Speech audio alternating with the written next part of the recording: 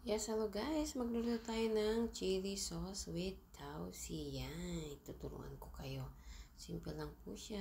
Tara! Yes, good morning guys. Hulaan nyo kung ano. Good morning. Hulaan nyo kung anong gagawin ko. Yan. Maraming. Ito po ay mantika po ng aking ginawang chicharon baboy. Yan.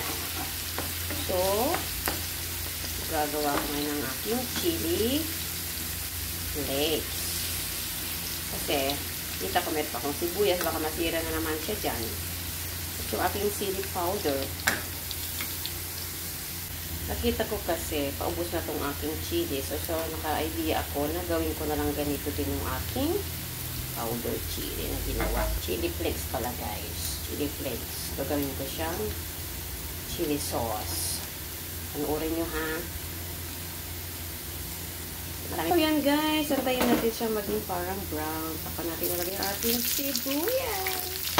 Yes, lalagay ko yung ating sibuyas dahil sayang naman guys. Pandagdag sa ugin na sa ating chili sauce. Hayaan lang po natin siyang maging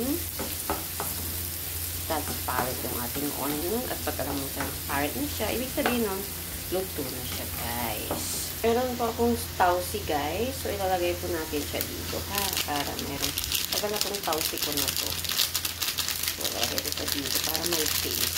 Mahilig ko talaga si Lola yung mag-invento ng mga food. So, natuto ng mga simpleng ulam lang pero masarap. Ito nyo ako i-message o tignan sa aking post. Yan guys. Nalagyan ko rin po siya ng asukal at ajinomoto at konting toyo.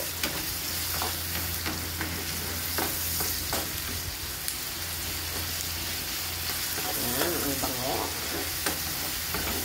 Sarap sa noodles sa usawan. Ay, pangkain sa rice.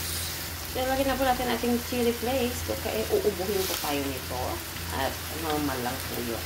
Nagurudot tayo ng sili dahil maanghang. So, ano lang siya guys.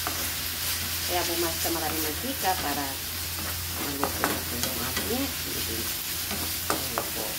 Kung fresh na siya, mas okay. Pero ito kasi chili flakes. So yan, natin na pong ating matagay. Medyo dry siya guys. So dinagdagan ko siya ng mantika ng ating baboy. Yung pinagpituhan na ginawa kong chicharon baboy.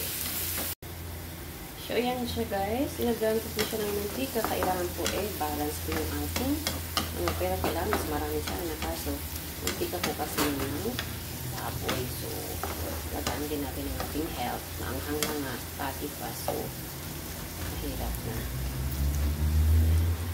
Ito na po. Lapit na maluto yung ating chili. So, yun. Kikita nyo naman guys. Oh no. Sarap yan. Shabu-shabu. So, yan na siya guys. Pwede na po ang ating chili flakes na niluto with tausi. Pwede na po natin siyang patayin.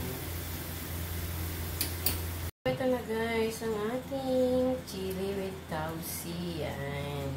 Konti lang po yung mantika niya kasi nga hindi pwedeng marami mantika. So, nakita nyo, black siya kasi mayroon po siya tausi. So, flavored chili po itong aking ginawa.